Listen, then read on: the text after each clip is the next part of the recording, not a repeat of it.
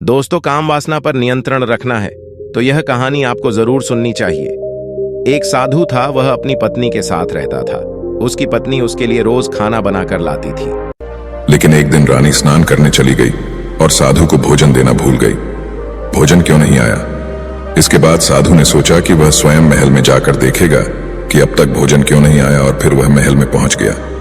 जब वह महल के अंदर पहुंचा तो वहां उसकी नजर रानी पर गई। रानी के लंबे लंबे घने काले बाल जो कि उसकी कमर पर लहरा रहे थे, उसकी कजरारी आंखें जो देखने मात्र से ही घायल कर दे, उसकी हिरनी जैसी चाल। रानी के इतने सुंदर रूप को देखकर सन्यासी चकित हो गया और रानी की सुंदरता सन्यासी के मन में घर कर गई और वह वहां से बिना कुछ कहे ही अपनी कुटिया में लौट आया। सन्यासी रानी के रूप की सुंदरता को भुला ना सका और वह खाना पीना त्याग कर अपनी कुटिया में पड़ा रहा। उसने कई दिनों तक कुछ भी नहीं खाया, जिसकी वजह से वह बहुत कमजोर हो गया।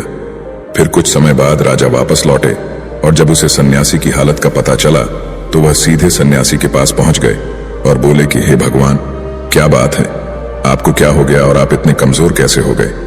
किस गहरी सोच में डूबे हो? क्या मुझसे कोई गलती हो गई है? तब साधु ने कहा, नहीं राजा, आपने कोई गलती नहीं की है। यह सुनकर राजा बोले, तो फिर क्या बात है, आप मुझे बताइए, मैं आपकी समस्या का समाधान अवश्य करूंगा। यह सुनकर तपस्वी ने राजा से कहा कि आपकी रानी की अद्भुत सुंदरता को देखकर मैं उसकी सुंदरता पर मोहित हो गया और अब मैं रानी के बिना नहीं रह सकता। यह सुनकर राजा हैरान हो गया और कुछ देर सोचने के बाद राजा ने उस सन्यासी से कहा, मैं आपको रानी दे दूंगा। यह सुनकर सन्यासी बहुत प्रसन्न हुआ। फिर राजा सन्यासी को लेकर महल चले गए और जब राजा और सन्यासी महल पहुंचे तो उस दिन रानी ने अपने सबसे सुंदर वस्त्र और आभूषण पहने थे। फिर राजा रानी के पास गया। राजा ने रानी से कहा कि इस साधु की मदद करनी चाहिए, वह बहुत कमजोर स्थिति में जा चुके हैं और मैं नहीं चाहता कि एक बुद्धिमान व्यक्ति की हत्या का कलंक मेरे सिर पर लगे। राजा की यह बात सुनकर रानी ने राजा से पूछा कि आखिर इन सन्यासी के इस दुख का कारण क्या है। तो राजा ने रानी से कहा कि सन्यासी आपकी अद्भुत सुंदरता के दीवाने हो गए हैं। राजा की यह बात सुनकर रानी ने कहा कि राजा, आप चिंता मत करिए, अब आप सब कुछ मेरे ऊपर रहने दीजिए। मुझे पता है कि मुझे अब क्या करना है। आपके ऊपर ना तो सन्यासी की हत्या का पाप लगेगा और ना ही उससे मेरे पवित्र धर्म का नाश होगा। रानी की यह बात सुनकर राजा ने रानी को सन्यासी को सौंप दिया। उसके बाद सन्यासी रानी को लेकर कुटिया पर पहुंचे। जब रानी सन्यासी की कुटिया पर पहुंची, रानी ने सन्यासी से कहा कि हमें रहने के लिए घर चाहिए, हम इस झोपड़ी में नहीं रह सकते। यह सुनकर सन्यासी राजा के पास गया और राजा से जाकर बोला कि हे राजा, हमें रहने के लिए घर चाहिए। सन्यासी की बात सुनकर राजा ने उनके लिए घर का प्रबंध कर दिया। फिर सन्यासी रानी को लेकर घर पहुंचा। जब रानी सन्यासी के साथ उसके घर पर पहुंची तो रानी ने सन्यासी से कहा कि यह घर तो बहुत गंदा है और इसकी हालत बहुत खराब है, मैं इस घर में नहीं रह सकती। यह सुनकर सन्यासी फिर से राजा के पास गया और राजा के पास जाकर बोला, हे राजा, जो आपने हमें घर दिया है उस घर की हालत बहुत खराब है। सन्यासी की बात सुनकर राजा ने उसे घर की हालत ठीक करवा दी। उसके बाद फिर रानी घर के अंदर गई और नहा धोकर बिस्तर पर आ गई। तभी साधु भी बिस्तर पर आ गया। फिर उसके बाद रानी ने साधु से कहा कि आप जानते हैं कि आप कौन हैं और क्या बन गए हैं। आप एक महान साधु थे जिनके लिए राजा स्वयं सभी आवश्यक चीजें उपलब्ध कराते थे, जिनके पास दूर दूर से लोग ज्ञान प्राप्त करने आते थे, जो लोगों को सत्य का मार्ग दिखाते थे, जो लोगों की समस्याओं का समाधान करते थे, जिन्हें सभी लोग गुरु मानते थे, जिसे सब लोग भगवान मानकर पूजते थे, और आज आप वासना के कारण मेरे गुलाम हो गए। रानी की यह बात सुनकर साधु को झटका लगा और उसे एहसास हुआ कि वह एक साधु है और यह सब क्या कर रहा है। वह यह सब सुख सुविधाएं त्याग कर शांति की तलाश में जंगलों में चला गया था। जोर जोर से रोने लगा और चिल्लाने लगा और रानी से कहने लगा कि मुझे क्षमा कीजिए महारानी, मैं ये क्या करने जा रहा था, मैं अभी आपको राजा को सौंप कर आता हूं। सन्यासी की बात सुनकर रानी ने सन्यासी से प्रश्न किया कि साधु महाराज, मेरे मन में एक प्रश्न उठ रहा है, कृपया मेरे प्रश्न का उत्तर दीजिए। रानी की बात सुनकर सन्यासी ने कहा कि पूछो, तुम्हारा क्या प्रश्न है। फिर रानी ने कहा कि जब आपको उस दिन भोजन नहीं मिला तो आप बहुत क्रोधित हो गए। तब मैंने आपका ये रूप पहली बार देखा था और तभी से मैं आपके व्यवहार में परिवर्तन महसूस कर रही थी। ऐसा क्यों हुआ? साधु महाराज, आखिर आपको इतना क्रोध क्यों आया? रानी की बात सुनकर सन्यासी ने रानी को समझाया कि जब मैं जंगल में था तो मुझे समय पर भोजन भी नहीं मिलता था, लेकिन जब मैं महल में आया तो महल में आने के बाद मुझे सारी सुख सुविधाएं मिली और फिर मैं इन सभी सुख सुविधाओं के मोह में फंस गया और मुझे इसके प्रति लगाव उत्पन्न हो गया और फिर मुझे इसको पाने का लालच उत्पन्न हो गया और जब मुझे ये नहीं मिला तो मेरे अंदर क्रोध उत्पन्न हुआ। फिर सन्यासी ने कहा कि महारानी, सच तो ये है कि अगर इच्छा पूरी नहीं हो तो क्रोध उत्पन्न होता है और अगर इच्छा पूरी हो जाए तो लालच बन जाता है। फिर सन्यासी ने रानी से कहा, यह इच्छा की पूर्ति ही मुझे वासना के द्वार तक लेकर आई है और मैं आपके प्रति आकर्षित हो गया।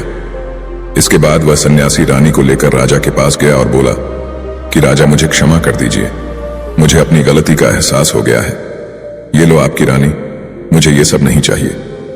मैं अपनी इच्छा के वशीभूत होकर यह गलत कार्य करने जा रहा था और अपने जीवन को बर्बाद कर रहा था, लेकिन अब मुझे सब कुछ समझ आ गया है। उसके बाद उस सन्यासी ने कहा कि हे राजा, मनुष्य की बर्बादी का कारण उसकी 4 आदतें बनती हैं और दुनिया की हर एक व्यक्ति के अंदर यह 4 अवगुण होते हैं, लेकिन जो व्यक्ति इन पर नियंत्रण कर लेता है वह दुख और परेशानियों से बच जाता है। वही जो व्यक्ति इन 4 दोषों पर नियंत्रण नहीं कर पाता है वो बर्बाद होने के कगार पर पहुंच जाता है। यह सुनकर राजा ने कहा कि महाराज, आप मुझे वो 4 आदतें बताइए जिससे कि मनुष्य की बर्बादी हो जाती है। फिर सन्यासी ने राजा को मनुष्य को बर्बाद करने वाली आदतों के बारे में बताया कि हे राजा, मनुष्य को बर्बाद करने वाली पहली आदत है इच्छा, क्योंकि इच्छा ही दुनिया की हर एक व्यक्ति के अंदर सबसे पहला अवगुण होता है और जो व्यक्ति अपनी इच्छाओं को नियंत्रण में नहीं रख पाता है वह जीवन के किसी भी क्षेत्र में सफल नहीं हो पाता है, क्योंकि जैसे ही उसकी एक इच्छा पूरी होती है वह दूसरी की ओर जाने लगता है और दूसरी पूरी हो गई है तो तीसरी इच्छा उसके मन में जागृत हो जाती है और फिर ऐसे करते करते इच्छाओं पर नियंत्रण न होने के कारण किसी जाल में उलझा रहता है और दुखी रहता है। इसीलिए राजा, जब हम इच्छाओं पर नियंत्रण पा लेते हैं तो हम हमारे मन पर भी नियंत्रण पा लेते हैं और जब हमारा मन हमारे वश में होता है तो हमें सुख की प्राप्ति होती है। फिर जो हम चाहते हैं वही हमारे साथ होता है। फिर सन्यासी कहता है कि हे राजा, मनुष्य को बर्बाद करने वाली दूसरी आदत है वासना। वासना का जन्म हमारे मन में उठने वाली इच्छाओं से होता है। जिस प्रकार इच्छा का कोई अंत नहीं होता और मनुष्य वासना के जाल में फंसता ही चला जाता है। वासना के वशीभूत होकर मनुष्य को कुछ भी नजर नहीं आता है। आज तक जितने भी युद्ध हुए हैं उनका सबसे प्रमुख कारण स्त्री को पाने की इच्छा ही रही है। स्त्री के प्रेम में वशीभूत होकर राजा महाराजाओं ने आज से पहले बहुत सारे युद्ध किए हैं। रावण भी संसार का सबसे बुद्धिमान व्यक्ति था, लेकिन उसने भी माता सीता की सुंदरता की जाल में फंसकर अपना सब कुछ बर्बाद कर लिया। उसकी मृत्यु का कारण एक स्त्री ही बनी। कई राजा महाराजा तो युद्ध में इसलिए हार गए क्योंकि वो लोग स्त्रियों से रासलीला रचने में ही रह गए। ईश्वर ने तो स्त्री की उत्पत्ति इस संसार को बढ़ाने के लिए की है, लेकिन आजकल लोगों ने इसे अपनी वासना का शिकार बना लिया है, अपने मनोरंजन का साधन समझने लगे हैं और जब उन्हें अपना यह मनोरंजन नहीं मिलता तो वो पागल हो जाते हैं और ना जाने क्या क्या कर बैठते हैं। इसीलिए हे राजा, जितना हो सके उतना वासना से दूर रहना चाहिए। फिर सन्यासी कहता है कि हे राजा, मनुष्यों को बर्बाद करने वाली तीसरी आदत है क्रोध, क्योंकि जब मनुष्य की वासना की पूर्ति नहीं होती है तो उसके अंदर क्रोध उत्पन्न हो जाता है और जब व्यक्ति को क्रोध आता है तो उस पर उसका नियंत्रण नहीं होता है और फिर वह क्रोध में आकर कई गलत निर्णय ले लेता है। वह दूसरों को भला बुरा कह देता है, गालियां निकाल देता है और जब उनका क्रोध शांत होता है तो उन्हें अपनी गलती का एहसास हो जाता है, लेकिन तब तक तो सब कुछ बर्बाद हो चुका होता है। क्रोध के कारण मनुष्य के कई बने बनाए काम भी खराब हो जाते हैं। जब मनुष्य के भीतर क्रोध उत्पन्न होता है तो वह अंदर से बहुत कमजोर हो जाता है और एक कमजोर मनुष्य कुछ भी नहीं कर सकता है, उसे कभी भी सफलता हासिल नहीं हो सकती। क्रोध हमारे भीतर तनाव को उत्पन्न करता है और अगर एक बार हम तनाव में चले गए तो हमारा पूरा जीवन बर्बाद हो जाता है। फिर सन्यासी कहता है कि हे राजा, मनुष्य को बर्बाद करने वाली चौथी आदत है लालच। लालच का फल सदैव बुरा होता है। लालच में फंसकर हम बहुत सी लोगों का बुरा कर देते हैं। हर मनुष्य के जीवन में कभी ना कभी ऐसे समय अवश्य आते हैं जब वह लालच कर बैठता है और अधिक पाने की लालसा में वह कुछ ऐसा कर बैठता है जिससे जो उसके पास था वह उसे भी गंवा देता है, क्योंकि जैसे ही व्यक्ति की एक इच्छा पूरी होती है उसका लालच अधिक हो जाता है और उसके मन में और कई जन्म लेने लगती है। जो व्यक्ति लालच करता है वह कामयाबी से कोसों दूर रहता है, क्योंकि एक ना एक दिन लालच का दुश्मन सामने आता ही है। अगर हम समय रहते ही लालच को त्याग दें और उसकी जाल में ना फंसें तो हम एक सफल व्यक्ति अवश्य बन सकते हैं। फिर अंत में सन्यासी राजा से कहता है कि हे राजा, अगर मनुष्य इन चारों आदतों को त्याग देता है तो उसे जीवन में सफल होने से कोई नहीं रोक सकता।